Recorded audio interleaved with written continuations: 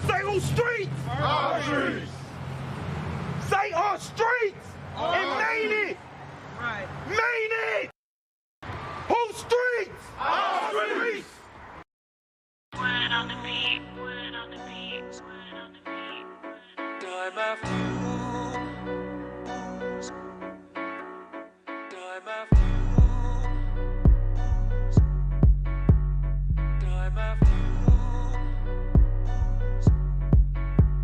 time after time after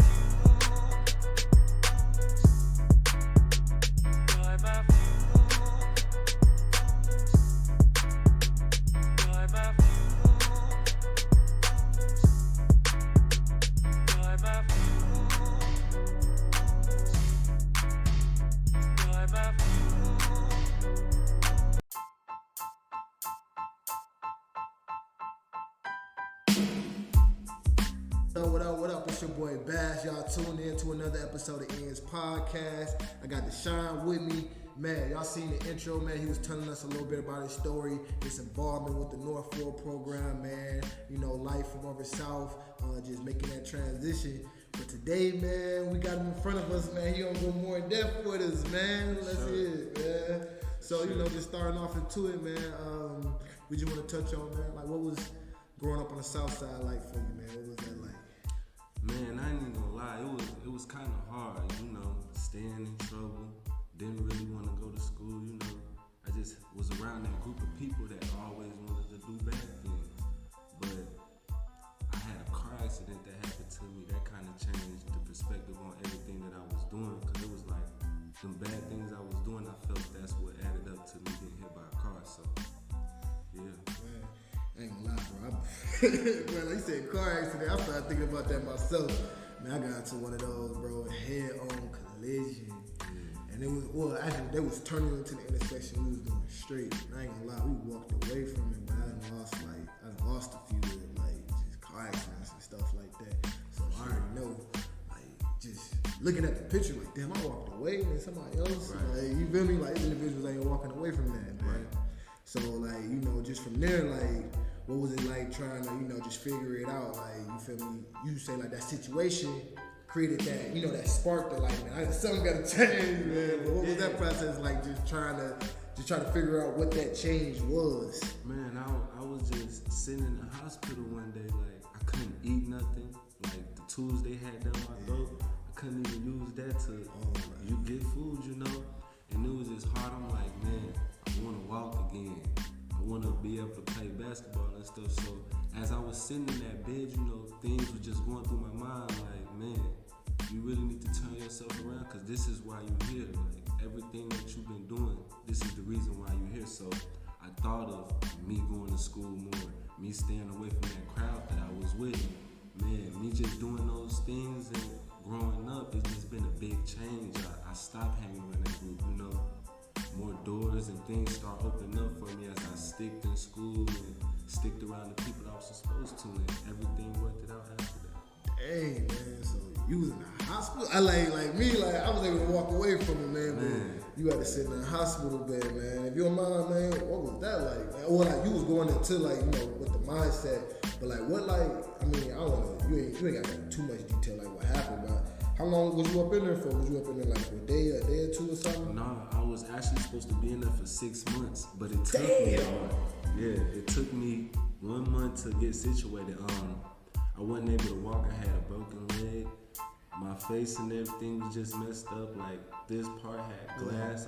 I was just totally messed up. They said I wasn't supposed to make it through. Yeah, but you know, that was a way of showing that I need to change my ways, and gave me another chance to be here and do that. But 1 month it took me.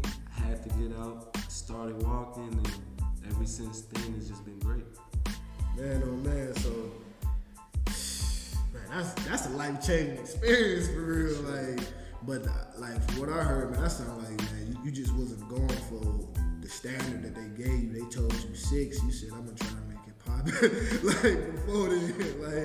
before then, man. So did you always have like that mindset, like no matter what, you gonna try to make it happen? Like just, I mean, like for real, I feel like that's like that's like, you know, ends mean eating the street, but the definition of eating the street to me is like making the most out of your current circumstance. Sure. So it was like, in that situation, I feel like you just made the most out of it. You knew that like, hey, I'm gonna have to be in here for a minute, but I ain't gonna have to be, I don't gotta be in here for that long that they say. Like, I'm gonna apply pressure. I'm gonna get up out this situation. And man, it was also just like me going to school, seeing these kids and others just playing basketball, playing the sports. And basketball is a sport that I love. Yeah. So, you know, just seeing these cats playing basketball and stuff, it motivated me more to want to walk. So I crawled down the stairs. I did everything I could to hurry that process up, and I was back playing basketball in 3 months. Damn, it was good. That's lovely. That's lovely. That's lovely. So now, like, you know, fast forwarding like a little bit forward, like after you got out the, you know, the car accident situation, man, was it still kind of hard, or was it like I don't know, like did you come back like on that 50 Cent? You feel me? Like it was kind of like that, but like I stuck in school more, and I did take myself away from them people that wasn't good for me. So just me being in school though, like I still wasn't not a good kid, but I made sure I did my work. But I was just out of the ordinary, like not a good kid. But down the line, me getting older, it changed. Me hitting high school, everything just changed. Cause like I thought it was gonna be the same, but it's totally not the same. You know, it gets harder. You know, people tend to look at you differently, care about you more in a way that I really wasn't looking at or trying to see these people here for me. So, you know, as me getting older and everything and wiser, I started to see like these people actually do care for me. So I'm finna sit in school, I'm finna do my job, you know, not finna be a distraction and everything. And it literally worked out for me. I graduated, you know, continued to go on.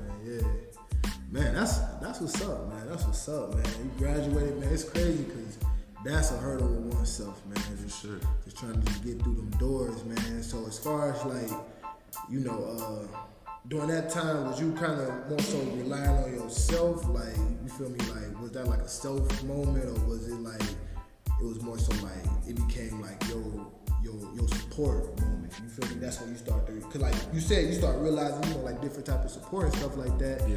Like, so was that a moment where like you really started embracing the support, or was that a moment where like you start to, I mean, from the sound of it, it was like sort of both. Like you start to identify with yourself more. You start to, for sure, you know, see like who you were. Like, damn, all right, well, like I don't really like reaching out or something like that, or like, I mean, not reaching out, because you ain't saying you like reaching out, right? But I'm trying to think about.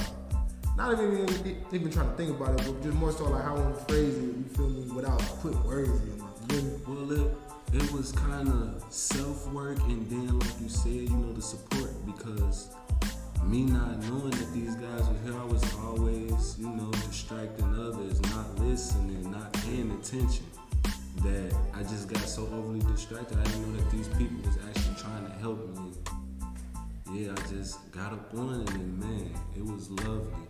Man, so was it hard, like first, like being able to accept help? Cause I know, like for me, like I was one of them type of kids where it's like you could be like, "Is you hungry?"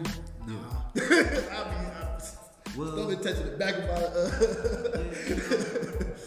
It was kind of hard because, you know, like I said, I wasn't paying attention to anything, so I just thought I always knew what was going on, knew how to do my work and everything, but in reality, I didn't. I was just a class clown. So, you know, yeah, it was kind of hard for me to adjust to asking for help and getting the help, but I had to realize, like, these people are here for those reasons, and I'm here for them to help me, get that opportunity for them to help me and lead me to further things. So after a while, no, things became easy for me to ask, and that's when I paid more attention into school.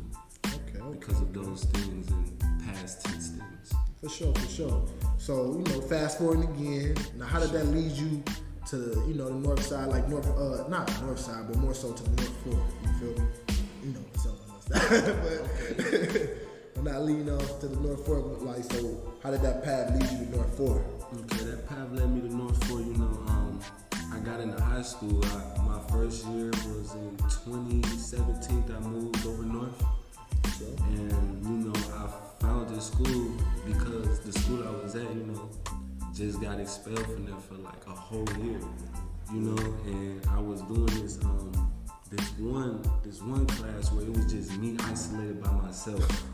You know, literally just me. 30 minutes of playtime, all that, just me in one room, isolated by myself. So I'm like, yeah, I really need to change it. I found a school over on the north side, MNIC Unity, and ever since I went to MNIC Unity, they had these different jobs that would come up that we could work throughout the school time. So you know, I took it on and I read about the North 4 program, which Will was doing, you know? Yeah. And so actually seeing them one day and they talked to me about it, and you know, I came and looked at it at Emerge, which I did, and ever since then I just been taking that journey with Will. For sure. And it was like, so what was one of the like the toughest parts, or one of the hurdles when it came down to, like, you know, just starting that process? You feel me? Because I feel like the man you are today and the man that you was that day is like two different individuals. Well, I can say two different individuals, the same person, but you know, you grown. You feel me? For sure. You know, like you grown, man. And, yeah, like, so what was one of the hurdles, you know, probably back then, you know, just starting out with the whole process? Man, I always wanted to stay in school then, because then I, you know, like I said, I wasn't liking school, but I really started to like school. You know, my friends was cool and stuff, so I loved to come to school every day. But then it just was a time where throughout 1 week, I just had to come to this job, you know. And the other week, I was in school and we was getting paid for coming here for a week at my school.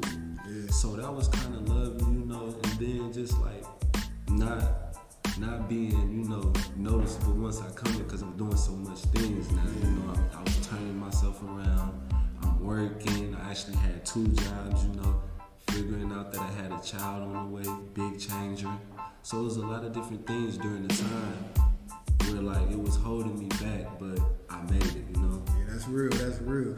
Hey, you mentioned you just dropped something on us, man. You said, man, having a kid, man, that was a big changer, man. So, if you don't mind me asking, so what do you know, like, what did you have at that time, like, or what do you have, you know? Okay, so, you know, I found out that I was having a little boy, you know. Not gonna lie, I wasn't there during the pregnancy because, you know, it's something that I wasn't told or aware of, you know. So then afterwards, you know, I stuck with it. I was proud to know that I got another me on the way, you know. Yeah. But you know, I don't wanna mess it up. Let me fast forward a little bit before that. So, you know, I had a little issues at this school that I was going to, and I actually got in an altercation with this one guy. It ended not too well, you know. We got in a physical altercation. It ended up outside of school, and what brought me, really opened my eyes, was me getting shot over the situation with this guy because of a female, a little minor situation. And so at that time, I was shocked too, you know. I never thought that was something that happened to me, you know. I wasn't that type of guy. I was getting in trouble, but I stayed away from that type of trouble, you know. But then, you know, it occurred my way. And man, that also was a life-changing experience for me too. And at that moment, I did not know I had a kid. So literally right after me getting shot and everything, the second day of me being in the hospital, I found out that I had a son. Damn. And so me being told that I wasn't supposed to be here, I wasn't supposed to make it, I felt I was given another chance for my son, you know? Yeah. So it's it was a blessing for that. I mean, like, it's safe to say, like, you've been like kind of defining the odds. You've been like defining the odds since you was young, man. Yeah. Since you was young, man. And that's what's up, man. That's what's up, man. Man, I got 2 questions for you. One of them is just more so, you know, one of them is going to the kid, and then also, what was your mindset like being in the hospital when you first found that out? Like, well, man, me being in the hospital after that occurred and finding out that I got a son, like, I was hurt, you know. Like, I'm not even gonna lie, I'm like, man, if I wasn't here, you know, I would have never knew that I had a son. I was never even brought up. It was never brought about until actually the second day. So I was just thinking the whole little process of me just being in the hospital. Really what I need to change, really like my attitude. Don't let other people really get in my skin and really just focus, you know. Yeah. And that's what I strive to do, man. You know, I had the biggest support from my school. You know, they showed me so much love.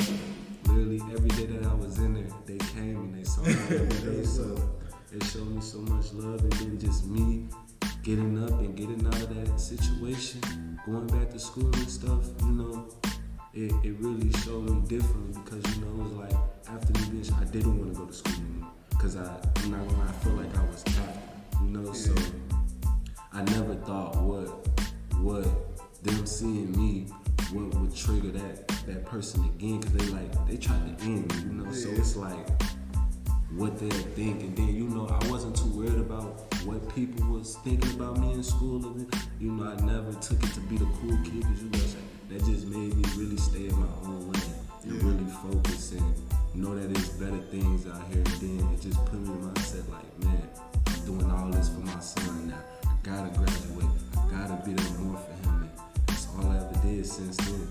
That's what's up, dog. Like, Sure.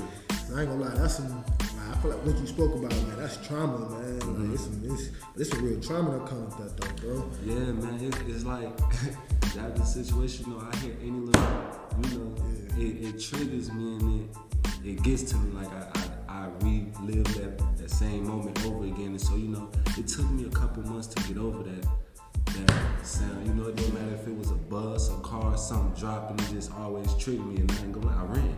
Because that's just for instance. Yeah. So, you know. Nah, that's real. Yeah, man. It just changed me. Man, so now, like, moving forward, fast forward all over again, man. We back here, we at North 4.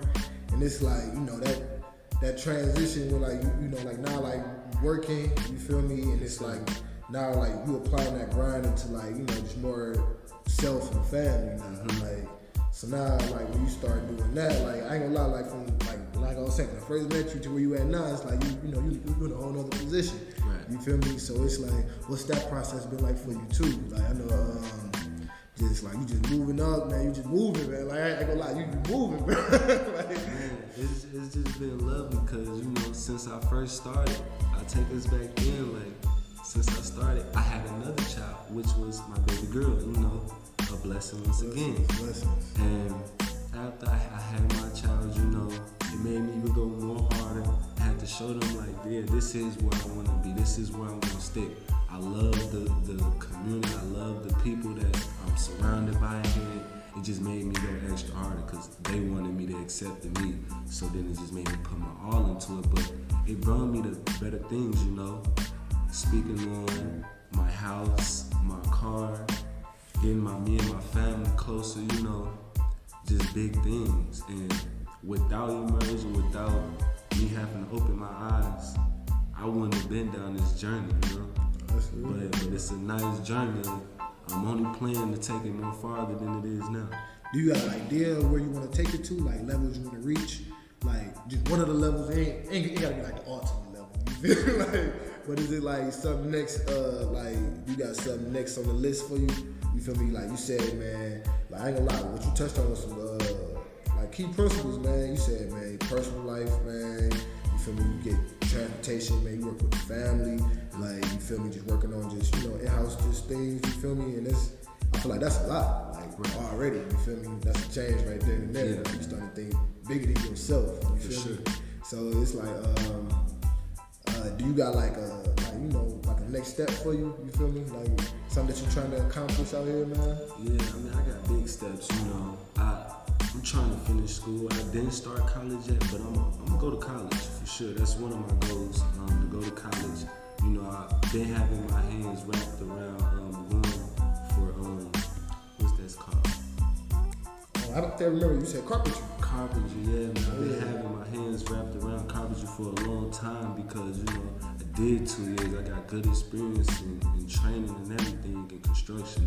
That's just with my head. I love hands-on things. I love building things, and I love those type of things. So me going to college for sure. You know, I got a couple things that I'm tending to want to do. I also want to do basketball, but let me separate those two: carpentry first, then basketball. For sure.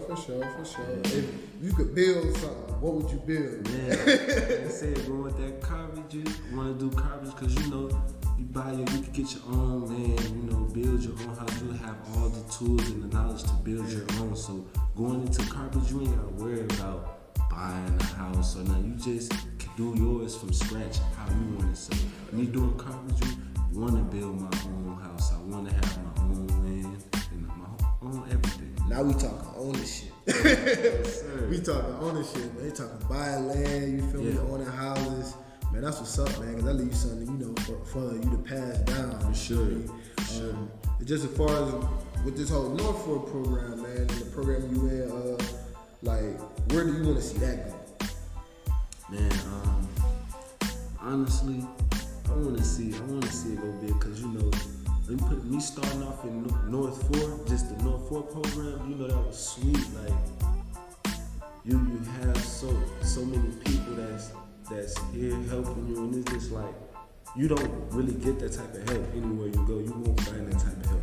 So it's like you come in here, it's all these different type of doors that's open for you. All you gotta do is just put your mind to it and stay focused on it, stick with it.